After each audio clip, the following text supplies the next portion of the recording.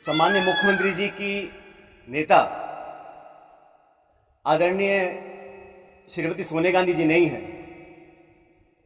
बल्कि उनकी नेता वसुंधरा राजे उनकी नेता सोनिया गांधी जी नहीं है, बल्कि उनकी नेता वसुंधरा राजे सिंधिया सरकार को गिराने का काम भाजपा कर रही थी। दूसरी तरफ कहा जाता है कि सरकार को बचाने का काम वसुंधरा जी कर रही थी। तो ये जो विरोधाभास है, इसको समझाना चाहिए हमारे कुछ साथी। सरकार में नेतृत्व परिवर्तन बहुत कुछ कहा गया, कोरोना, गद्दार, निकम्मा आदि, और जो ये आरोप परसों लगाए गए, ये 2.5 साल से आरोप हुआ। लेकिन हम अपनी पार्टी को और सरकार की छवि को नुकसान नहीं पहुंचाना चाहते थे। जानते हैं कि एक बात तो और स्पष्ट हो गई है। सम्माननीय मुख्यमंत्री जी का भाषण परसों धौलपुर में हुआ, और उस भाषण को सुनने के बाद मुझे ऐसा लगता है कि सम्माननीय मुख्यमंत्री जी की नेता आदरणीय श्रीमती सोनिया गांधी जी नहीं है, बल्कि उनकी नेता वसुंधरा राजे सिंधिया जी हैं। उनकी नेता सोनिया गांधी जी नहीं है, बल्कि उनकी नेता वसुंधरा राजे सिंधिया जी हैं। और एक तरफ ये कहा जा रहा है कि हमारी सरकार को गिराने का काम भाजपा कर रही थी। दूसरी तरफ कहा जाता है कि सरकार को बचाने का काम वसुंधरा जी कर रही थी। तो ये जो विरोधाभास है, इसको समझाना चाहिए। आप कहना क्या चाह रहे हैं, ये स्पष्ट कर देना चाहिए। आप सबको मालूम है, सरकार बनने के बाद मैं प्रदेश का उप मुख्यमंत्री था, प्रदेश अध्यक्ष था, और 2020 में देशद्रोह, राष्ट्रद्रोह के मुकदमे में मेरे पर कार्रवाई करने की कोशिश की गई थी। अनेक ऐसे प्रकरण हुए, और हम सब लोग, और मैं स्पष्ट करना चाहता हूं कि मैं और हमारे कुछ साथी सरकार में नेतृत्व परिवर्तन चाहते थे। अपनी बात को लेकर हम दिल्ली भी गए और अपनी बातों को रखा। उसके बाद अखिल भारतीय कांग्रेस कमेटी ने लगातार चर्चाएं हुई, और आज वो दुनिया में नहीं है, स्वर्गीय अहमद पटेल साहब, लेकिन उनके माध्यम से सब नेताओं से मुलाकात हुई और एक कमेटी का गठन हुआ, एआईसीसी ने किया। उसमें माखन साहब, वेणुगोपाल जी और अहमद पटेल जी सदस्य थे, और उस कमेटी का एक काम था। और कमेटी जब गठन हुआ, उस समय हम सबकी बात सुनकर हमारी बातों को एक्सेप्ट किया गया और एक रोड मैप तैयार किया गया। बहुत सारी बातें उसमें थी, मैं उसका उल्लेख नहीं करूंगा, लेकिन कमेटी का गठन हुआ, और उसके बाद से हम सब ने, चाहे वो राज्यसभा के चुनाव हो, चाहे विधानसभा में मतदान हो, पार्टी का प्रचार हो, कांग्रेस को मजबूत और ताकतवर बनाने के लिए हम सभी साथियों ने जी जान से कोशिश की और मेहनत की। और 2.5 साल का जो कार्यकाल निकला, वो इस बात का प्रतीक है।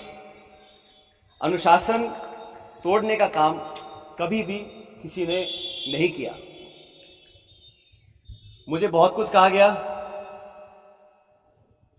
कोरोना, गद्दार, निकम्मा आदि, और जो ये आरोप परसों लगाए गए, ये 2.5 साल से मैं आरोप सुन रहा था। लेकिन हम अपनी पार्टी को और सरकार की छवि को नुकसान नहीं पहुंचाना चाहते थे। इसीलिए मुझे लगा कि जो प्रकार का भाषण दिया गया, मैंने पहली बार देखा कि अपनी सरकार को, अपने ही विधायकों को, अपने नेताओं को बेइज्जत और बदनाम करने का काम हो रहा है। कांग्रेस के विधायकों को तो बदनाम करने का काम हो रहा है, और भाजपा के नेताओं का गुणगान हो रहा है। ये समझ से परे है। इस प्रकार का जो काम हुआ, वो बड़ा गलत है। और हम सब लोग जो दिल्ली में गए थे अपनी बात को रखने के लिए, किन लोगों पर आरोप लगाए जा रहे हैं? ऐसे लोग जो पब्लिक लाइफ में 30, 40, 45 साल से हैं। 3 दिन पहले मैं बाड़मेर में था, सम्मानीय हेमाराम जी, 1980 से विधायक, उनकी क्या छवि है, मतदाता, पब्लिक, उनके क्षेत्र के लोग उनको अच्छी तरह जानते हैं, उनकी क्या क्रेडिबिलिटी है और क्या पब्लिक लाइफ में उनका अब तक का इतिहास रहा। ओला साहब, जिनके स्वर्गीय पिताजी 1957 से चुनाव लड़ रहे हैं, बड़े बड़े पदों पर रहे, और हेमाराम जी ने तो अपने नौजवान बेटे की मौत में और याद में एक छात्रावास बनाया है। 100 करोड़ की जमीन तो उनकी बाड़मेर में निजी जमीन को उन्होंने दान किया समाज के लिए, लोगों के लिए। पैसा इकट्ठा कर 22 करोड़ का हॉस्टल बनाया 150 बच्चों के लिए, गरीब बच्चों के पढ़ने के लिए। इन सब लोगों पर इस प्रकार के आरोप लगा देना मैं समझता हूं बहुत गलत है, बहुत निंदनीय है, और मैं सिरे से इन बेबुनियाद और झूठे आरोपों को नकारता हूं। बहुत से साथियों को मंत्री बनाया सरकार के अंदर, बड़े बड़े पद दिए गए, कोई चेयरमैन है, कोई कॉर्पोरेशन में मेंबर है, कोई पार्टी के पदों पर बैठे हैं, 3 साल हो गए।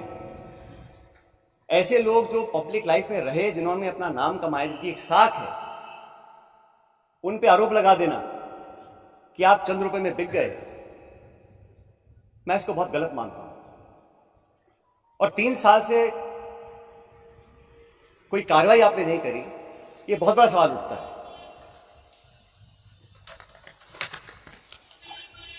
साथियों, हम दिल्ली में गए, अपनी बात को रखा, और उसके बाद सारे तथ्यों को संज्ञान में लेने के बाद हमारी अध्यक्षा सोनिया गांधी जी ने 25 सितंबर को सम्मानीय माकन साहब और सम्मानीय खड़गे जी को जयपुर भेजा था। आप सब जानते हैं, वो विधायकों की मीटिंग हो ही नहीं पाई।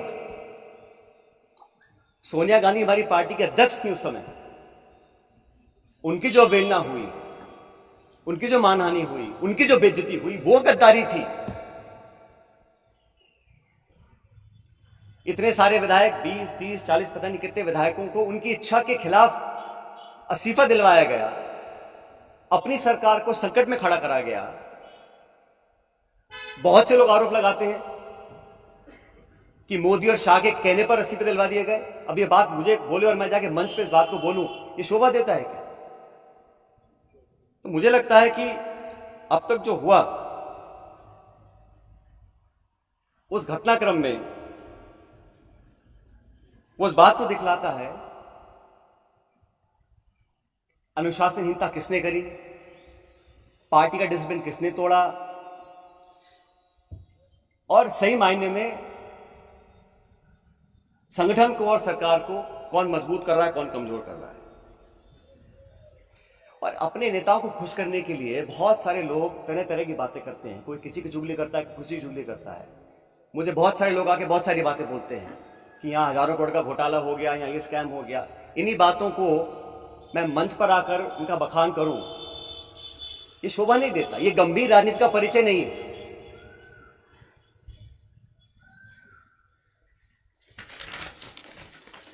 इसीलिए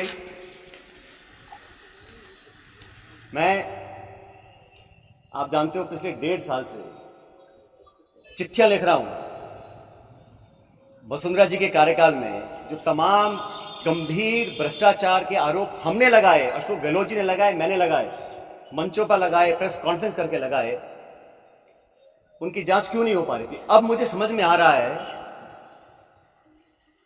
कि ये जांच अब तक क्यों नहीं हुई। मेरे चिट्ठियां लिखने के बावजूद मैं 11 अप्रैल को जयपुर में अनशन पर बैठा इस मांग को लेकर, लेकिन अब मैं नाउम्मीद हूं क्योंकि तथ्य सामने आ रहे हैं। कार्रवाई क्यों नहीं हो और क्यों नहीं होगी, यह बात भी स्पष्ट हो चुकी है। इसलिए मैं ऐसा मानता हूं कि हम लोग जो पब्लिक लाइफ में हैं, जनता ही भगवान है और जनता जनार्दन के सामने हम सबको नतमस्तक होना पड़ेगा। मैंने करप्शन की इशू को लगातार उठाया, पहले भी उठाया, आज भी उठा रहा हूं, आगे भी उठाता रहूंगा। जब जब मैं वसुंधरा जी के करप्शन की बात करता हूं या जो पेपर लीक हुए जिसमें लाखों बच्चों के भविष्य पर सवाल चिन्ह खड़े हो गए, इस पर कोई जवाब नहीं आता। इसलिए साथियों मैंने निर्णय लिया है कि आरपीएससी, जहां से कई सारे पेपर लीक हुए, बहुत सारी वहां पे खबरें आई कि वहां पर तमाम भ्रष्टाचार हो रहा है, अजमेर स्थित आरपीएससी है। मैं 11 तारीख को परसों अजमेर से एक यात्रा निकालूंगा। जनता के बीच जाकर जनता की आवाज सुनेंगे, जनता के मुद्दों को उठाएंगे और जैसा मैंने शुरू में कहा, जनता जनार्दन है, तो जनता के बीच जाना हम सबका दायित्व बनता है। और जो करप्शन के इश्यूज हैं, जो नौजवानों के इश्यूज हैं, जो पेपर लीक और पेपर कैंसिल के और नौजवानों के हितों से जुड़े मुद्दे हैं, उनको उठाकर मैं एक जन संघर्ष यात्रा निकालने जा रहा हूं, जो 11 तारीख को शुरू होगी अजमेर से और जयपुर की तरफ हम लोग आएंगे। लगभग 125 किलोमीटर की यात्रा है। जन संघर्ष यात्रा लोगों के हितों के लिए, करप्शन के खिलाफ, नौजवानों के संरक्षण के लिए।